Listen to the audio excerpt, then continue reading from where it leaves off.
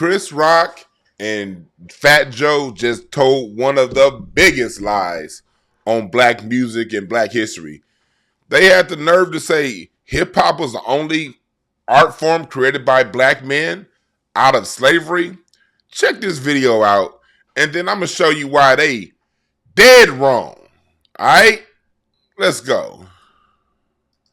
I'd like to make a toast to hip hop music, the first art form created by free black men. No. Yeah, we got jazz, rock and roll, the blues, all created by black men that were either slaves or in slave-like conditions.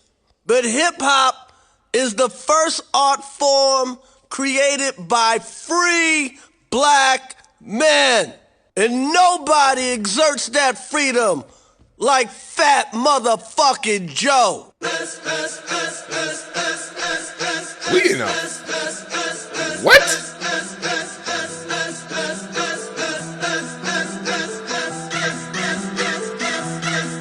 Hold on. The first art form created by free black men, Chris Rock.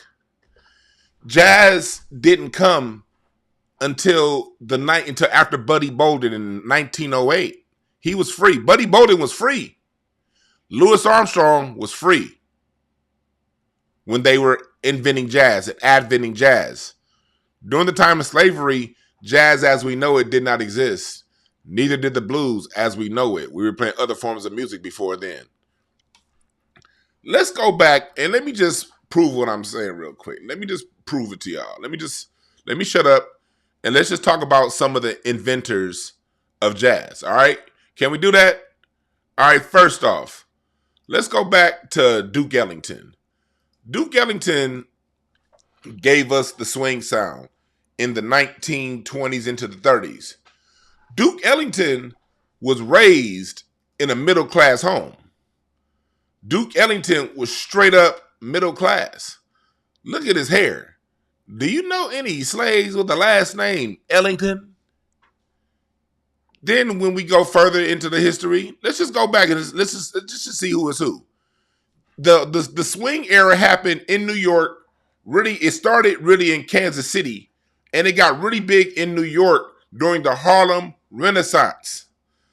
The Harlem Renaissance, black people were not in slave-like conditions. As a matter of fact, they were making Harlem a place of worldwide culture during this time.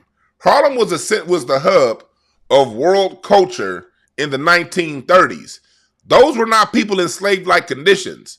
These were people that were making a new sound, a new thing in the city, just like hip-hop was in New York. You got Louis Jordan. Louis Jordan is the father of rhythm and blues. He's the godfather of all that. He's the first to combine the blues element with the jazz elements and give us rhythm and blues. He was the person that the streets vouched for when it came to rhythm and blues.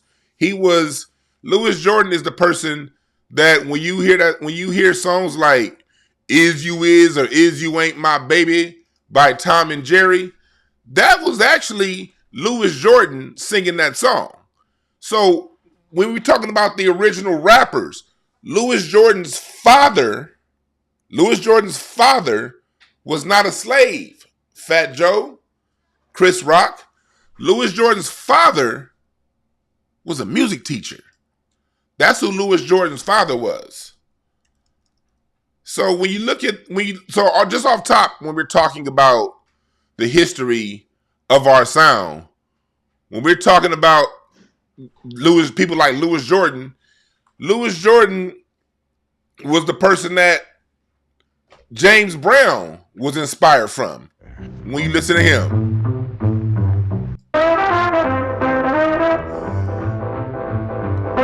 this is Caledonia. One of James Brown's first hits was sampled from Louis Jordan.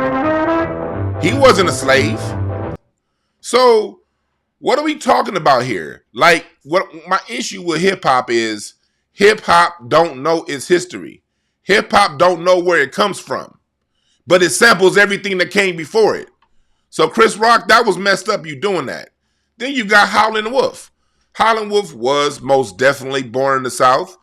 He was born to a family that was a sharecropping family.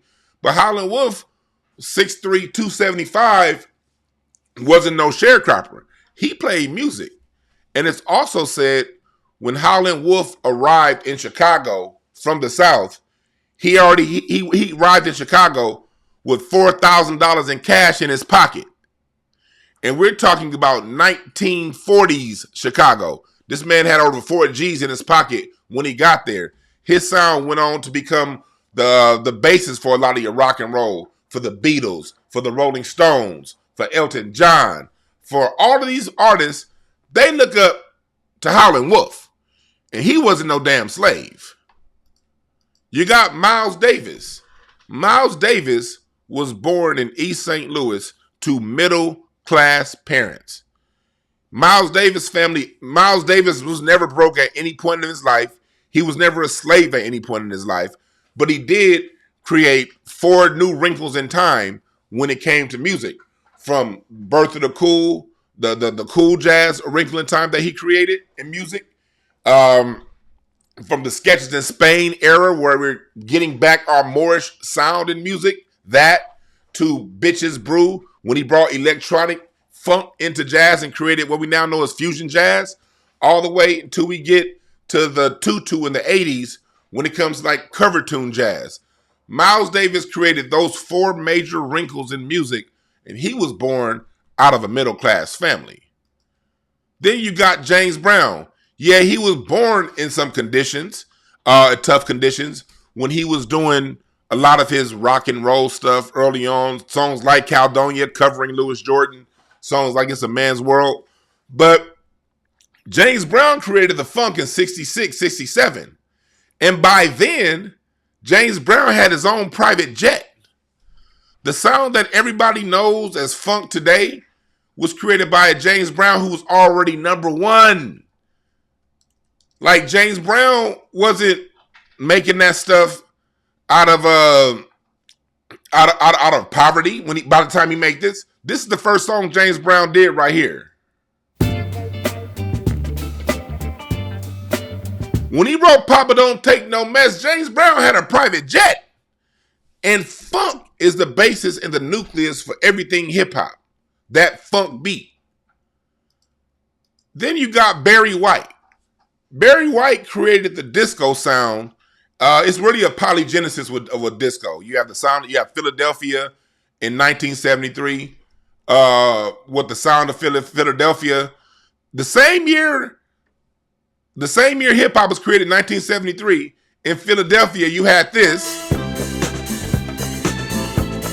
1973. That's your first disco. Second disco song. Your first is Barry White. Love Unlimited. The Love Unlimited Orchestra, Love's Theme. This is your first disco song ever recorded. It was first actually recorded in 1967, re-recorded in 1973.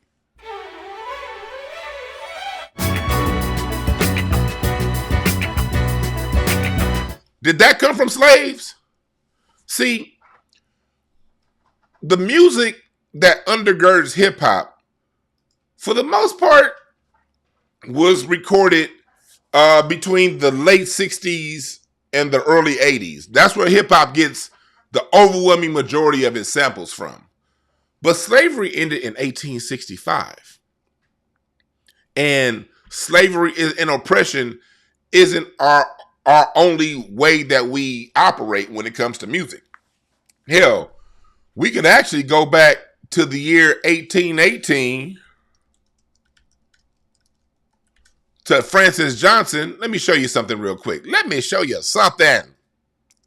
Black Americans, this man here was never enslaved.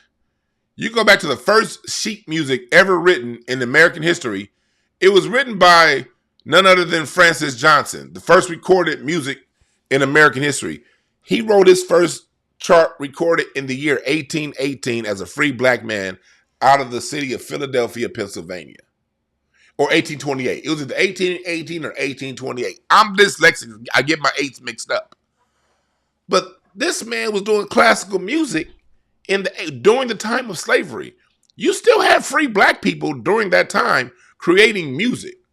So for Chris Rock to turn around and say that hip hop was the first form of music created by free black people, that is an abomination to black society. Barry White, when he created disco, my father grew up down the street from Barry White. Barry White grew up right here in South Central LA. And we wasn't no goddamn slaves in the 60s and the 50s, in the 70s. My dad grew up down the street from him, and he wasn't no damn slave. So hip hop needs to check itself. A lot of the history in hip hop is convoluted, out of order, and as much as you niggas sample, you should know a little bit more about the history of music. And Fat Joe, why are you putting yourself with black people to begin with? Yo people ain't have shit to do with hip hop, jazz, rhythm and blues, or any other form of music created by black Americans. Why are you trying to put yourself in our shit? Just because them East Coast niggas allow you to say nigga don't mean you a nigga.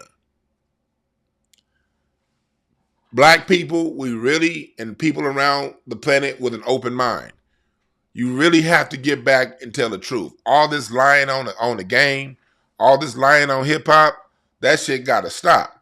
Hip hop is one of the more recent forms of music we created.